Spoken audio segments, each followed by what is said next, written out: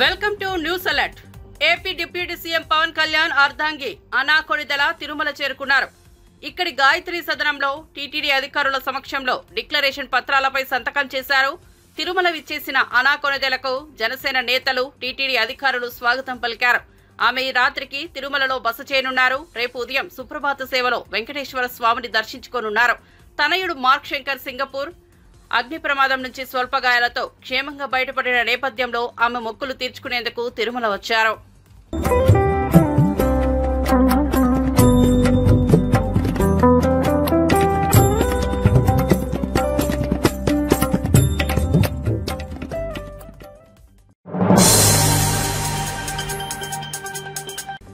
రేవంత్ రెడ్డి ప్రభుత్వంపై BRS working president KTR తీవ్ర విమర్శలు గుప్పించారు. రేవంత్ రెడ్డి వంటి మోసపూరిత వ్యక్తిని నమ్మడం వల్ల ప్రజలు నిరాశకు గురయ్యారని, రాష్ట్రానికి ఒరిగిందేమీ లేదని అన్నారు. మల్కాజ్గిరిలో జరిగిన పార్టీ కార్యకర్తల సమావేశంలో కేటీఆర్ మాట్లాడుతూ కాంగ్రెస్ పార్టీ ఇచ్చిన హామీలు అవాస్తవమని, దీని ఫలితంగా ప్రజల జీవితాలు సంక్షోభంలో పడ్డాయని విమర్శించారు. ఒకసారి మోసపోతే మోసగాడి తప్పే అవుతుంది, కానీ పదే పదే మోసపోతే మనదే తప్పని ప్రజలను ఉద్దేశించి కేటీఆర్ అన్నారు. రాబోయే జీహెచ్ఎంసీ ఎన్నికల్లో కాంగ్రెస్ కు తగిన గుణపాఠం చెప్పాలని, అలానే అన్ని ఎన్నికల్లోనూ వారిని తిరస్కరించాలని పిలుపునిచ్చారు. రాష్ట్రం అధోగతి పాలవుతున్నా రేవంత్ రెడ్డి మాత్రం సంతోషంగా ఉన్నారని ఎద్దేవా చేశారు. మంత్రులు, ఎమ్మెల్యేలు, కార్యకర్తలు కూడా రేవంత్ రెడ్డి పాలనతో విసిగిపోయారని, ఇక ప్రజల పరిస్థితి ఎలా ఉంటుందో అర్థం చేసుకోవచ్చని అన్నారు. అన్ని గల్లీలలో ఎక్కడ సమస్య ఉంటే అక్కడ నేనున్నా అంటూ మరి రాజశేఖర రెడ్డి గారు తిరుగుతూ ఉన్నారు. చివరికి ఒక రోజు నేను అడిగిన రాజశేఖర్ని, ఎందుక పోయి మోరీలో కూర్చున్నావు అంటే, ఏం చేయాలన్నా మరి అక్కడ వాళ్ళు పూడిక తీయమంటే తీస్తలేరు, కాంగ్రెస్ ప్రభుత్వం వచ్చినాక అధ్వానం అయిపోయింది పరిస్థితి, అందుకే నిరసన చెప్పడానికి మోరీలో దిగి కూర్చున్నా అని చెప్పిండు. మొన్న మధ్యన ఒక దగ్గర శ్మశాన వాటికను కూడా వాళ్ళు కబ్జా పెట్టి అక్కడ డంప్ యార్డ్గా దాన్ని తయారు చేసే ప్రయత్నం చేస్తుంటే, అక్కడ కూడా పోయి ఆ డంప్ యార్డ్ లో చెత్త కుప్పం మీద అక్కడనే కూర్చొని నిరసన చెప్పి మీరు చేస్తున్న తప్పు అని చెప్పి ఇవాళ మీ ఎమ్మెల్యే గారు మీకోసం కష్టపడతా ఉన్నారు. మంచి ఎమ్మెల్యేలను గెలిపించుకుంటే, మంచి నాయకుడిని గెలిపించుకుంటే మనకు కూడా మంచి జరుగుతుంది. అదే రేవంత్ రెడ్డి లాంటి మోసగాళ్ళని గెలిపించుకుంటే తులం బంగారము రాదు, మీకు గోల్డ్ కాదు రోల్డ్ గోల్డ్ కూడా రాదు ఆఖరికి. అందుకే నేను మీ అందరినీ కోరేది, సందర్భం ఏదైనా అటు బీజేపీకి ఇటు కాంగ్రెస్ కు కర్రు కాల్చి వాత పెట్టాలి. ఎన్నటికైనా మనోళ్లకు మన మీద ఉండే ప్రేమ ఢిల్లీ పార్టీ వాళ్ళకు ఉండదు. కేసీఆర్ గారికి ఉండే కడుపు నొప్పి, కేసీఆర్ గారికి ఉండే ప్రేమ. తనకు మంత్రి పదవి ఇస్తానని కాంగ్రెస్ పార్టీ హామీ ఇచ్చిందని ఎమ్మెల్యే కోమటిరెడ్డి రాజగోపాల్ రెడ్డి అన్నారు. యాదాద్రి భువనగిరి జిల్లా చోటుప్పల్ వ్యవసాయ మార్కెట్ కమిటీ ప్రమాణ స్వీకారోత్సవంలో ఆయన మాట్లాడుతూ, జానారెడ్డి వంటి వారు ధృతరాష్ట్రుడి పాత్ర పోషిస్తున్నారు. నేను అడుక్కునే స్థితిలో ఎప్పుడూ ఉండాను. మంత్రి పదవి అడుక్కుంటే వచ్చేది కాదు. జానారెడ్డి 30 ఏళ్ల పాటు మంత్రి పదవి అనుభవించారు. రంగారెడ్డి హైదరాబాద్ కు పదవి ఇవ్వాలని ఇప్పుడు గుర్తొచ్చిందా అని అసహనం వ్యక్తం చేశారు. కాంగ్రెస్ పార్టీ ఇంకా బలంగా కావాలి, ఒక యువకుల్ని ప్రోత్సహించాలి, పార్టీ కోసం కష్టపడే వాళ్ళని మానవత్వంతో పనిచేసి ప్రజలతో మమేకమై, కార్యకర్తలతో మమేకమై, అవసరమైతే డి అంటే డి అని కొట్లాడే శక్తి ఉన్న వాళ్ళని అధికారం ఇస్తే అప్పుడు ప్రజలు సంతోషిస్తారు, పార్టీకి లాభం అవుతుంది. దారుణం వరే దానం ఎక్కిస్తే పదవి వస్తే కొట్లాడతాడా? కేసీఆర్ అనే వ్యక్తిని గద్ద దింపేదాకా నిద్రపోను అని చెప్పి పార్టీ మారి బీజేపీలో ఉన్నా సరే తెలంగాణ ప్రజలందరూ కూడా కాంగ్రెస్ పార్టీ వైపు చూస్తే నేను మళ్ళా వెనకడుగు వేసి కాంగ్రెస్ పార్టీలకు వచ్చి గద్ద దింపినా లేదా? అంటే ఒక ప్రజాస్వామ్యాన్ని కూని చేసి, రాష్ట్రాన్ని అప్పులపాలు చేసి, అవినీతిమయం చేసి, లక్షల కోట్ల ఒక కుటుంబం దోచుకుంటుంటే చూడలేక ఈ ప్రజలకు ప్రజాస్వామ్యాన్ని కాపాడాలని చెప్పి, ఈ ప్రజల పక్షాన్ని పోరాటం చేయాలని చెప్పి, తెలంగాణ ఇచ్చిన కాంగ్రెస్ పార్టీ జెండా ఎగిరాలని చెప్పి నాలాంటి వ్యక్తి నిర్ణయం మార్చుకొని వెనకకు వచ్చినారు అంటే దాని అర్థం ఒక కమిట్మెంట్ ఉంది. కన్యతల్లి లాంటి కాంగ్రెస్ పార్టీ అంటే అభిమానం ఉంది. కొన్ని అనివార్య కారణాల వల్ల ఇక్కడ అవమానం జరుగుతుందని పోయినా సరే మళ్ళీ ప్రజలందరూ కోరుకుంటారు, కార్యకర్తలందరూ కోరుకుంటారని చెప్పి మళ్ళీ కాంగ్రెస్ పార్టీకి వచ్చి కాంగ్రెస్ పార్టీ అధికారంలో వస్తున్నందుకు నా నియోజకవర్గంతో పాటు వీరేశం దగ్గర పోయినా, ఒక పార్లమెంట్ సభ్యునిగా భువనగిరి అనిల్ కుమార్ రెడ్డి రమ్మంటే ఒకరోజు ప్రచారానికి పోయినా, ఆలేరు పోయినా, తుంగతుర్తి పోయినా, నా శక్తి వంచన లేకుండా ప్రభుత్వం వస్తాను కృషి చేసింది. సూర్యాపేట రమ్మంటే దామోదర్ రెడ్డి దగ్గర పోయినా. ఎన్నికల్లో ఓడిపోయిన ప్రాంతీయ పార్టీలకు ఓపిక నశిస్తోందని మాజీ ఉపరాష్ట్రపతి వెంకయ్యనాయుడు అన్నారు. ఇష్టం ఉన్నా లేకపోయినా ఒకసారి ప్రజలు తీర్పు ఇచ్చాక 5 ఏళ్లు ప్రతిపక్షంలో కూర్చోవలసిందేనని తేల్చి చెప్పారు. తిరుపతిలో ఒకే దేశం ఒకే ఎన్నిక అంశంపై నిర్వహించిన మేధావుల సదస్సులో ఆయన పాల్గొని మాట్లాడారు.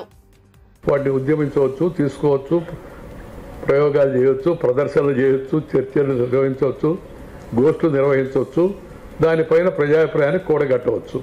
కానీ రాజకీయ పార్టీ క్రమేపీ కొంత అధికారం పోతే ఓపిక తగ్గుతూ ఉంది. 5 ఏళ్ల పాటు ఎక్కడ అధికారంలో ఉంటాం మేము? నేను రాజ్యసభ చైర్మన్ ఉన్నప్పుడు కూడా చూసేవాడిని. కొంతమంది మేము ఎటువంటి పరిస్థితిని అంగీకరించమని discuss, debate and decide, do not disturb అని నేను చెప్పాను. చర్చించండి, మంచి చెడులు విశ్లేషించండి, డిబేట్ చేయండి, ఆ తర్వాత డిసైడ్ చేయండి, నిర్ణయం చేయండి. నిర్ణయానికి వచ్చిన తర్వాత దాన్ని అందరూ అంగీకరించాలి. Let the government propose, let the opposition oppose if they want to, let the government propose, let the opposition oppose, let the house dispose అని చెప్పాను నేను. హౌస్ అంటే రాజ్యసభ కానీ పార్లమెంట్ కానీ. నువ్వు వ్యతిరేకించు, గట్టిగా వ్యతిరేకించు, మంచి ఆర్గ్యుమెంట్, ఎన్నైనా ఉదాహరణ తీసుకురా.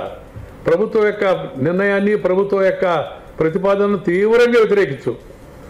Talk out or walkout, but don't go for a breakout, because frequent breakout will lead to all out of democracy.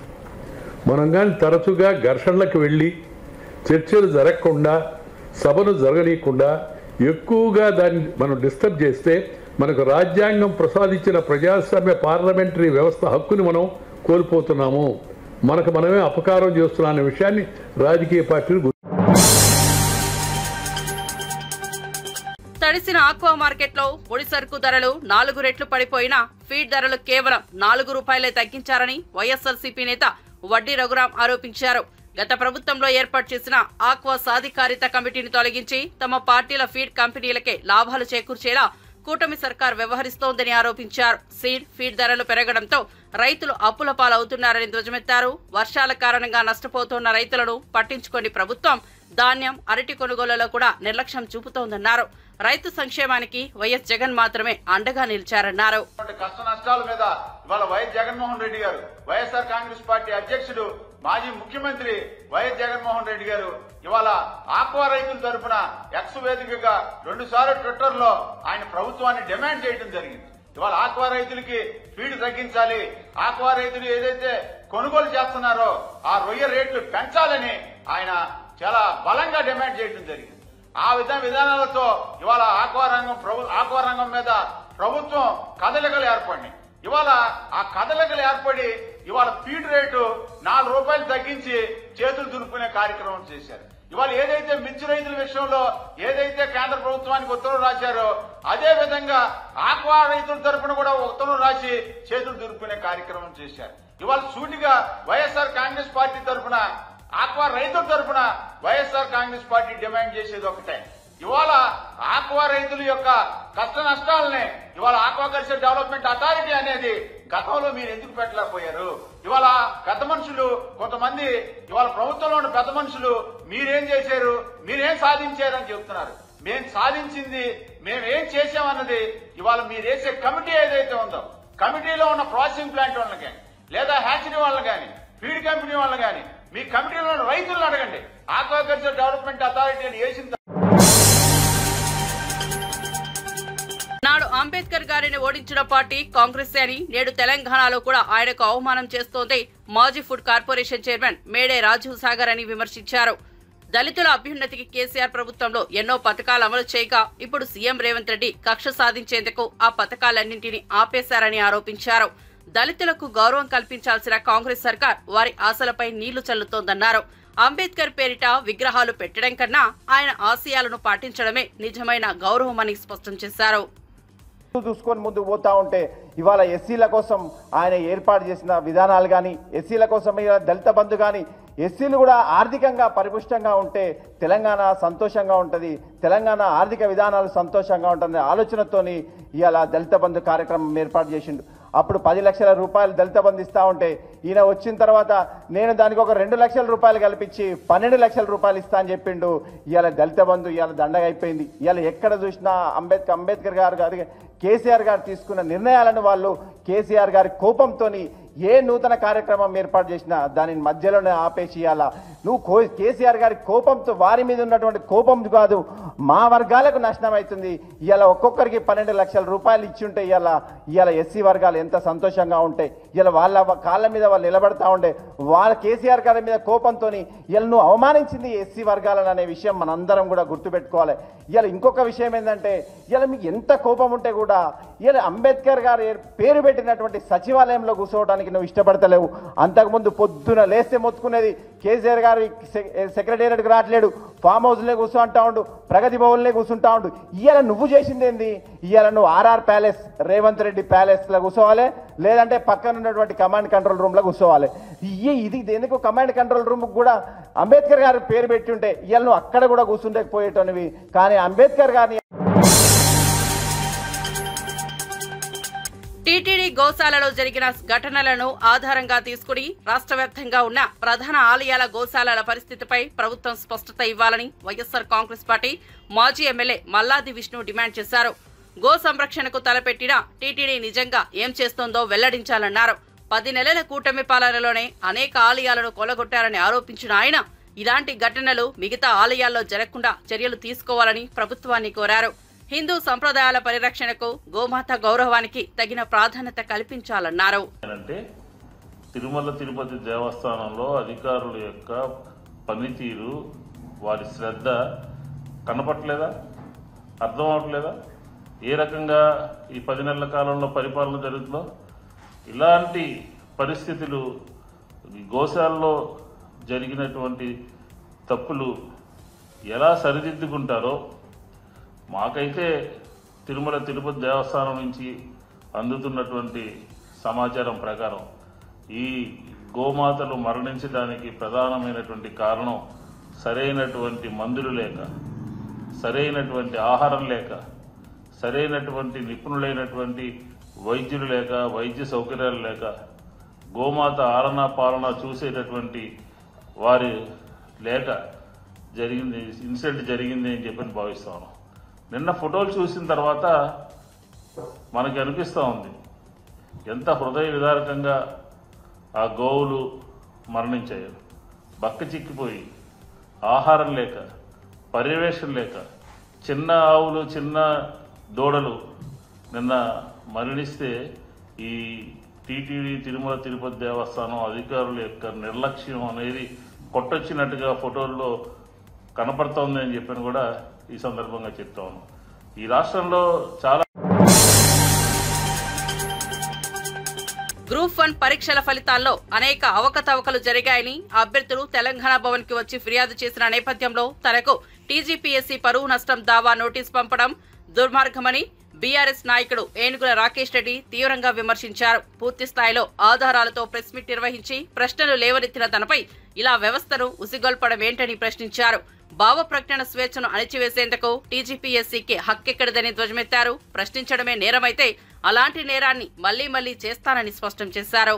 జరిగిందని పూర్తి ఆధారాలతోనే, ఒక ప్రాపర్ డేటా అనాలిసిస్ తోని, సహేతుకమైనటువంటి ఒక విశ్లేషణతోని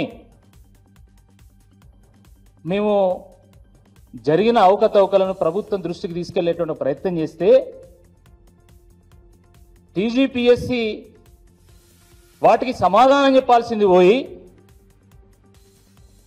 మా మీద ఇజ్జత్ దావా కేసేస్తామని చెప్పి నోటీస్ పంపడం జరిగింది. ఎంత దారుణం ఇది! ఒక పబ్లిక్ సర్వీస్ కమిషన్ ఒక వ్యక్తికి ఇజ్జత్ దావా కేసేస్తామని నోటీస్ పంపడం భారతదేశ చరిత్రలో నాకు తెలిసింది మొట్టమొదటిసారి. TGPSC is a very prestigious organization. TGPSC is a recruitment agency of Telangana government. కానీ నేను అడిగినటువంటి ప్రశ్నలకు సమాధానం చెప్పలేక వారు పంపినటువంటి నోటీస్ చూస్తూ ఉంటే టీజీపీఎస్సీ కాస్త టీపీసీసీగా వ్యవహరిస్తుందా అన్నటువంటి అనుమానం ఈరోజు చాలా మందిలో వ్యక్తమవుతా ఉంది. అన్యాయాన్ని ఎదిరించడమే నేరమైతే ఆ నేరాన్ని నేను తప్పకుండా మళ్ళీ చేస్తా అని చెప్పి ఈ సందర్భంగా గుర్తు చేస్తా ఉన్నాను. ఆనాడు నిజాం 125 అడుగుల అంబేద్కర్ విగ్రహాన్ని ప్రజల సందర్శన కోసం ఏర్పాటు చేసినప్పటికీ గత 16 నెలలుగా తాళం వేసి బంధించి ఉంచిన కాంగ్రెస్ ప్రభుత్వం ప్రజాస్వామ్యానికి కలంకంగా మిగిలిందని బీఆర్ఎస్ నాయకుడు ఎర్రోల శ్రీనివాస్ ఆగ్రహం వ్యక్తం చేశారు. డాక్టర్ బాబాసాహెబ్ అంబేద్కర్ కు ఇది అవమానమని అన్నారు. ఇప్పటికైనా తాళాలు తీసి ప్రజల సందర్శనకు విగ్రహాన్ని అందుబాటులోకి తేవాలన్నారు. లేదంటే బీఆర్ఎస్ పార్టీ స్వయంగా తాళం తీసే ఉద్యమానికి సిద్ధమవుతుందని హెచ్చరించారు. గేట్లకు తాళాలు తీస్తాడు, మీరంతా పదవులకు పెదవులు మోస్తూ ఉన్నారు. ఇలా దీన్ని మాట్లాడడానికి ఒక్క ఎమ్మెల్యే ముందుకు రాకపోవడం, ప్రజాప్రతినిధి ముందుకు రాకపోవడం చాలా బాధాకరం. ఇప్పటికైనా ఈ కాంగ్రెస్ పార్టీని మేము డిమాండ్ చేస్తూ ఉన్నాం, మంచిగా చెప్తా ఉన్నాం. 16 నెలలు చూసినాం. అంటే కేసీఆర్ గారు తెలంగాణ కోసం కొట్లాడి ఆర్టికల్ 3 ద్వారా భారత రాజ్యాంగంలో బాబాసాహెబ్ అంబేద్కర్ స్ఫూర్తితో ఇచ్చినటువంటి ఆర్టికల్ 3 ద్వారా తెలంగాణ తెచ్చుకున్నాం. ఈ స్ఫూర్తితోనే, విశ్వాసం, కృతజ్ఞతతోనే అంబేద్కర్ విగ్రహాన్ని పెట్టుకున్నాం, పూజించుకున్నాం. పక్కనే కొత్తగా ఏర్పాటు చేసుకున్నటువంటి సచివాలయానికి కూడా అంబేద్కర్ గారి పేరు పెట్టుకున్నాం. ఆ స్ఫూర్తి కొనసాగాలంటే, ఖచ్చితంగా ఆ కృతజ్ఞత ఉండాలంటే మీరు ఖచ్చితంగా గేట్లు తీయాలి, గేట్లకు తాళాలు తీయాలి. లేదు అనంటే తెలంగాణ వాదులు, తెలంగాణ ప్రజాస్వామ్యవాదులు, అంబేద్కర్ వాదులు, అంబేద్కర్ వారసులు, భారత రాజ్యాంగం మీద ప్రమాణం చేసినటువంటి వ్యక్తులు, భారత రాజ్యాంగాన్ని ప్రేమించేటువంటి వ్యక్తులు, అంబేద్కర్ గారిని ఇష్టపడేటువంటి వ్యక్తులు ప్రతి ఒక్కరు స్వచ్ఛందంగా అంబేద్కర్ విగ్రహం చుట్టూ ఏర్పాటు చేసినటువంటి గేట్లకు తాళాలు తీసే వరకు మనం అక్కడికి వెళ్ళి కదలకుండా మనం నిర్ణయం తీసుకోవాల్సినటువంటి అవసరం ఉంది. మీరు తీస్తారా? తెలంగాణలో ఉన్నటువంటి అంబేద్కర్ వారసులు లేకుంటే అంబేద్కర్ ఆర్కే గారు రాసిన తాజా వ్యాసంపై తీవ్రంగా స్పందించిన టీపీసీసీ అధ్యక్షుడు ఎమ్మెల్సీ బొమ్మ మహేష్ కుమార్ గౌడ్ ఆయన రాసిన అభిప్రాయాలతో వ్యక్తిగత స్వేచ్ఛ కన్నా మోడీ ప్రభుత్వ జూయిపాటే స్పష్టంగా దర్శించిందన్నారు. ఆర్కే పలుకు కంటే మోడీ పలుకే ఎక్కువగా వినిపించిందంటూ విమర్శలు గుప్పించారు. స్వతంత్ర పాత్రికేయంగా ఉన్న కేంద్ర ప్రభుత్వ నేపథ్యంలో రాసిన భావాలు ప్రజలను తప్పుదారి పట్టించేలా ఉన్నాయని ఆయన ఆరోపించారు. ప్రజల అభిప్రాయాలను గౌరవించే పత్రికా విలువలు బలహీనపడకూడదని పేర్కొన్నారు. గాయపరిచే విధంగా ఉంది. ఒక్క మాటలో చెప్పాలంటే ఇది ఒక కుట్రపూరితమైనటువంటి వ్యాసం. ఎంత అనుభవం ఉన్న మీరు రాహుల్ గాంధీ గారి యొక్క తీరుని అర్థం చేసుకోకపోవడం చాలా బాధాకరం. రాజకీయ పదవులు తీసుకుంటేనే రాజకీయ నాయకులు అవుతారని మీరు అనుకుంటున్నారేమో. అన్నీ త్యజించి 2004లో కానీ 2009లో కానీ ఆయన చేతిలో ఉండి కూడా అన్ని పదవుల్ని త్యజించిన మహానుభావుడు రాహుల్ గాంధీ గారు. రాహుల్ గాంధీ గారు ఏం తప్పు చేశారని మీరు ఇవాళ మీ వ్యాసంలో ఆయన అంతా తక్కువ చేసి చూపించారో నాలాంటి వాడికైతే అర్థం అవట్లేదు. ఇది కొత్త పలుకులా లేదు, ఇది ఒక మోడీ పలుకులా కనబడతా ఉంది. మాకు ఎవరి కోసమో రాసినట్టుగా కనబడతా ఉంది. ఏ శక్తులుండి మీ వెనక ఈ వ్యాసాన్ని రాయించాయో అనేటువంటి అనుమానం కలుగుతూ ఉంది. ఎందుకంటే మీలాంటి అనుభవజ్ఞుడు భారత్ జోడో యాత్రకు ముందు మీ సలహాలు, సూచనలు మీరు రాహుల్ గాంధీకి ఇచ్చినప్పుడు ఈ సమాజం కోసం రాహుల్ గాంధీ చేస్తున్నటువంటి కృషి మీరు కొనియాడప్పుడు అవన్నీ కూడా గుర్తొస్తూ ఉన్నాయి. ఎవరిని ఉద్దేశించి ఈ వ్యాసం వచ్చిందో, ఎవరిని పెంచేందుకు ఈ వ్యాసం వచ్చిందో, ఎవరి లబ్ధి కోసం ఈ వ్యాసం వచ్చిందో ఒక్కసారి తెలంగాణ ప్రజలు ఈ వ్యాసాన్ని చదివి అర్థం చేసుకోవాల్సిందిగా మనవి చేస్తా ఉన్నాను.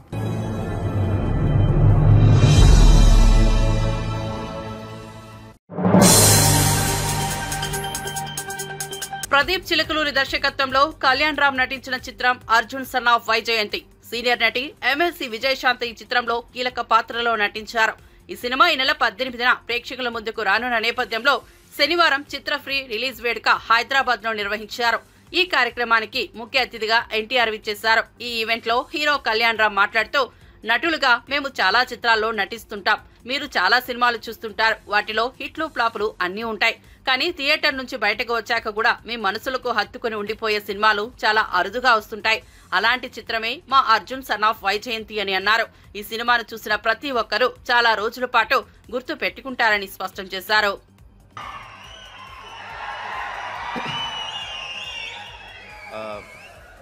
3 ఈవెంట్స్ చేసామండి ఇప్పుడు దాకా, పబ్లిక్ ఈవెంట్స్. 3 ఈవెంట్స్లో ఈ సినిమా గురించి చాలా విషయాలు మాట్లాడాను. ఈరోజు నేను మాట్లాడటం కన్నా సక్సెస్ మీట్లో మాట్లాడదాం అనుకుంటున్నాను. ఏప్రిల్ 18 సినిమా రిలీజ్ అయిన తర్వాత సక్సెస్ మీట్లో నేను మాట్లాడతాను. దానికంటే ముందు ఒక చిన్న విషయం చెప్తానండి. మనం చాలా సినిమాలు చూస్తాం, మేము చాలా సినిమాలు నటిస్తాం. హిట్ అవుతుంది, ఫ్లాప్ అవుతుంది. మీరు హిట్ సినిమాలు, ఫ్లాప్ సినిమాలు చూస్తారు.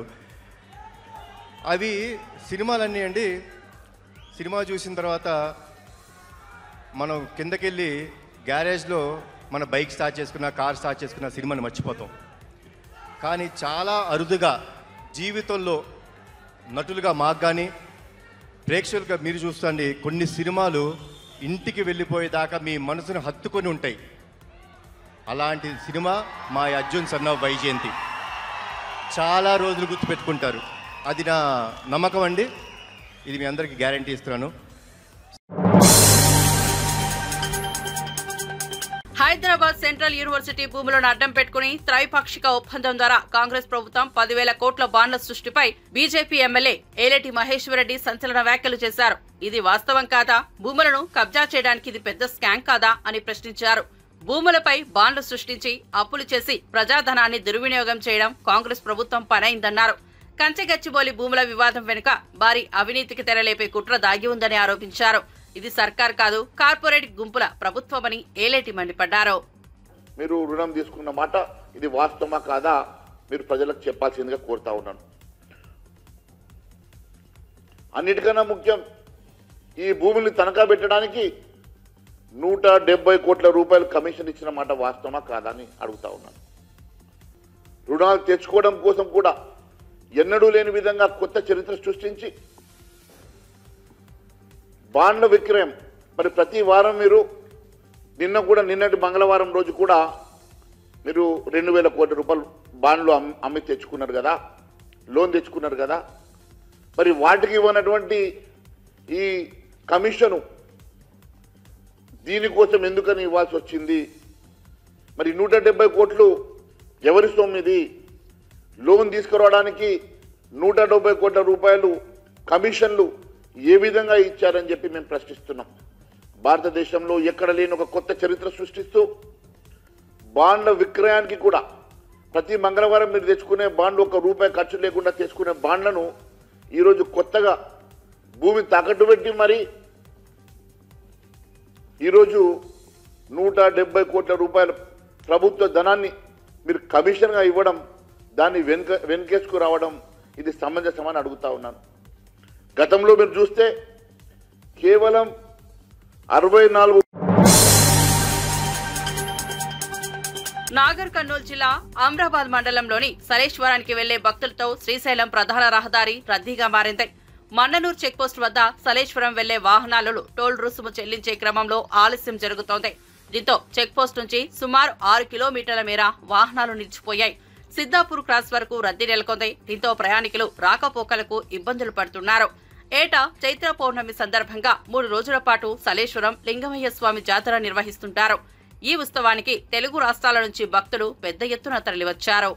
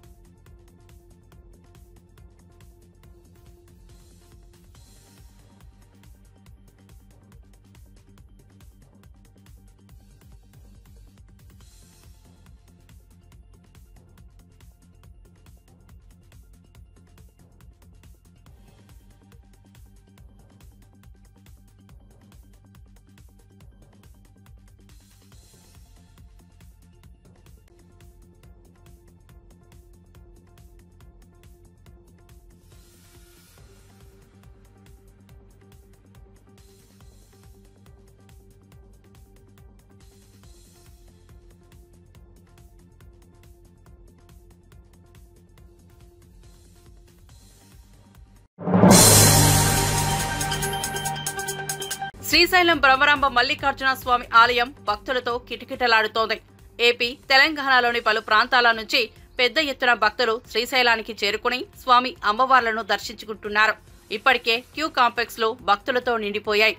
సర్వదర్శనానికి 5 గంటల సమయం పడుతోంది. క్యూ లైన్లలో వేచి ఉన్న భక్తులకు మజ్జిగ, మంచినీరు, చిన్నారులకు పాలు, బిస్కెట్లు పంపిణీ చేస్తున్నారు.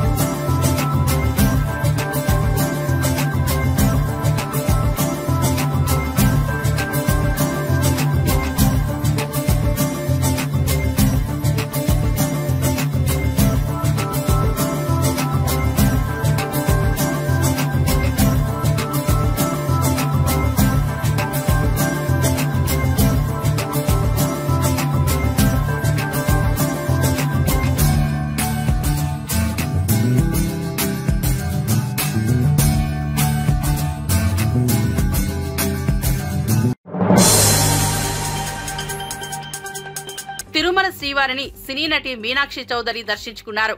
వీఐపీ విరామ దర్శన సమయంలో ఆమె స్వామివారి సేవలో పాల్గొన్నారు.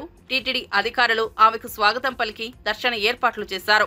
దర్శనం అనంతరం రంగనాయకుల మండపంలో మీనాక్షికి పండితులు ఆశీర్వచనం చేసి స్వామివారి తీర్థ ప్రసాదాలను అందజేశారు.